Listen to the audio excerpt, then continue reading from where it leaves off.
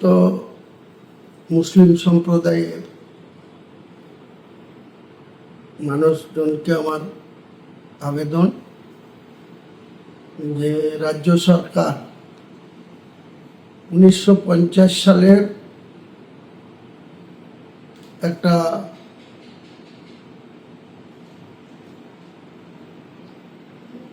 নির্দেশ বা অর্ডারের কপি গত বিভিন্ন থানার অফিসাররা বা জেলা শাসক বা জেলার পুলিশ সুপাররা বিভিন্ন জায়গায় সেটাকে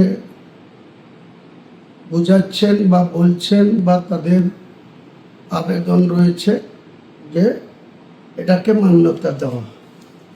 কিন্তু আমরা মনে করি যে 1950 সালের যেটা অর্ডার বা আইন, সেই আইনে কোথাও কুরবানি করা যাবে না এটা বলা নেই। কাজে এই মুর্শিদাবাদ জেলার সম্মানীয় পুলিশ সুপার থেকে শুরু করে এসডিপিও বেলডাঙ্গা, আইসি বেলডাঙ্গার সম্মানীয় বিজেপির এমএলএ ভরত কুমার ঝাওয়া এবং আমি নওদার এমএলএ হিসাবে আমরা প্রশাসনের সঙ্গে একটা মিটিং গত দুদিন আগে করেছি। তাতে কোথাও এই এসডিপিও লেভেলের অফিসার বা আইসি বেলডাঙ্গা কোথাও বলেননি যে গরু কুরবানি দেওয়া কঠোরভাবে নিষিদ্ধ, এটা বলেননি। আমরা সেখানে সম্মানীয় ভরত কুমার ছাওয়ার এবং এসডিপিও বেলডাঙ্গা, আইসি বেলডাঙ্গা এবং আরও থানার আধিকারিকদের নিয়ে এবং বেলডাঙ্গার মুসলিম সমাজের বিভিন্ন সমাজের লোকজন, যারা সমাজের সেক্রেটারি, প্রেসিডেন্ট, ইমাম, তাদের নিয়ে মিটিং করে সুস্থভাবে যে কোনো পাবলিক প্লেসে কুরবানি না করে যাতে মুসলিম গ্রামগুলা তারা ঢাকা ঢোকা ঘোরা জায়গায় কুরবানি করে এবং কুরবানির চামড়া অবশ্যই বিক্রি করে যাতে মাটিতে পুঁতে দেয় তাদের নিজের এলাকায়, এবং বিকেল 4টের মধ্যে কুরবানির মাংস নিজেদের মধ্যে বিতরণ করে নিজেরাই সুস্থভাবে সেটাকে ভক্ষণ করবে। কোনো মুসলিম গ্রামের মানুষকে আমি আবেদন করছি যে আপনারা এবারে মাংসটা আপনাদের দূর দূরান্ত গ্রামে যেসব আত্মীয় স্বজন আছে তাদের কাছে পাঠাবেন না, কারণ তারা সেই গ্রামেও কুরবানি হবে, তারা নিশ্চয়ই সেখান থেকে তারা মাংস পাবে বা তারা সেখানে এই কুরবানি ঈদুল আজহা পালন করবে। এর মধ্যে একটা বিশেষ বাহাদুরি বা বিশেষ সফলতা দেখা যাচ্ছে শক্তিপুর থানার ওসি অতনু দাসের। তিনি মুসলিম সমাজের ইমামদেরকে আজকে সন্ধ্যার আগে শক্তিপুর থানায় ডেকে শক্তিপুর, কাঠখালি, সোমপাড়াপুরের বিভিন্ন গ্রামে সিভিক ভলেন্টিয়ারদের পাঠিয়ে তিনি যে চমকাচ্ছেন, ধমকাচ্ছেন, আপনারা মুসলিম সমাজের মানুষ এইসব সিভিক ভলেন্টিয়ারের কথায় কোনো বিভ্রান্তি হবেন না।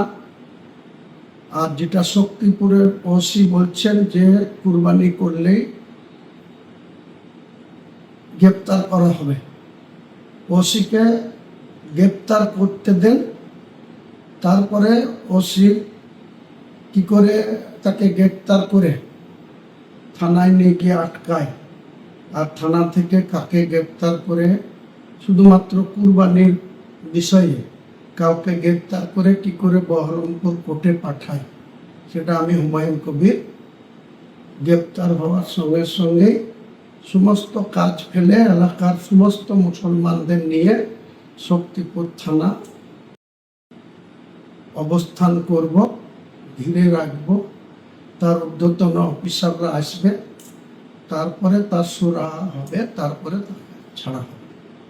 এটা পরিষ্কার। শক্তিপুর থানার ওসি তার যে ঔদ্ধত্য আচরণ বা যে প্রত্যেকটা সমাজের ইমামদের ডেকে যে হুমকি দিচ্ছেন, আপনার যদি এতই রাজ্য সরকারের হোম ডিপার্টমেন্টের বা চিফ সেক্রেটারির অর্ডার মান্যতা দেওয়ার অত ইচ্ছা থাকে, তাহলে আপনি যে লিফলেট বিলি করছেন সেই লিফলেটে আপনি নিজে ওসি শক্তিপুরে সিল মেরে সই করে ডেট দিয়ে আপনি নির্দেশ পাঠান, তারপরে আপনার সঙ্গে আমরা কপারেশন করব। আপনি কোথাকার লিফলেট 1950 সালের আইনে কি আছে সেই লোকের কাছে দিয়ে হুমকি দেবেন, অতটা এখনো মুসলিম সমাজ কোনো মতেই আপনার এই হুমকির কাছে মাথা নত করবে না। আপনি এসডিপিও বেলডাঙ্গার থেকেও বড় অফিসার হয়ে যাননি, এসপি সাহেবের থেকেও বড় অফিসার হয়ে যাননি, আইসি বেলডাঙ্গার থেকেও বড় অফিসার হয়ে যাননি, ওসি নওদার থেকেও বিরাট বড় বাহাদুর অফিসার হয়ে যাননি, যে আপনি এরকম বিভ্রান্ত করছেন। আমাদের ধৈর্যের বেশি পরীক্ষা নেবেন না। ধৈর্য ত্রুটি যখন ঘটবে তখন আমরা কোনো কিছু পরোয়া করব না। আপনার কত ক্ষমতা সেটা শেষ থেকে তারপরে ছাড়ব। সবাইকে আমার সালাম আদাব জানিয়ে, কোনো মুসলিম ভাই, কোনো সিভিক ভলেন্টিয়ার যদি আপনাদের কাছে মৌখিক কোনো নির্দেশ নিয়ে যায়, সেই সিভিক ভলেন্টিয়ারকে বসিয়ে রেখে আমাকে খবর দেবেন। দেখবো সিভিক ভলেন্টিয়াররা কী করে এই রাজ্য সরকারের এই নির্দেশ নিয়ে এত মানুষকে ভীতি সন্তুষ্ট করা বা তাদের ইচ্ছা মতো এইসব কথা বলা, একটি একটা কোথা থেকে পেয়েছে আমি হুমায়ুন কবির তাদের সাথে মোকাবেলা করব। সবাই ভালো থাকুন।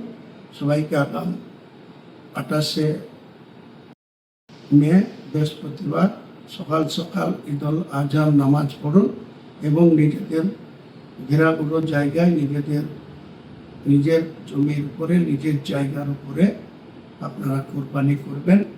কোনো সমস্যা হলে আমার সাথে যোগাযোগ করবেন। কত বড় শক্তিপুর থানার ওসি কতটা বাহাদুর হয়েছে এটা আমরা আগামী 28 তারিখে তার মোকাবেলা করব। আরো ভালো ভালো খবর দেখতে সাবস্ক্রাইব করুন বাংলা হান্টের ইউটিউব চ্যানেল। বাংলা হান্টের আরো খবর দেখতে নজর রাখুন। বাংলা খবর মানেই বাংলা হান্ট।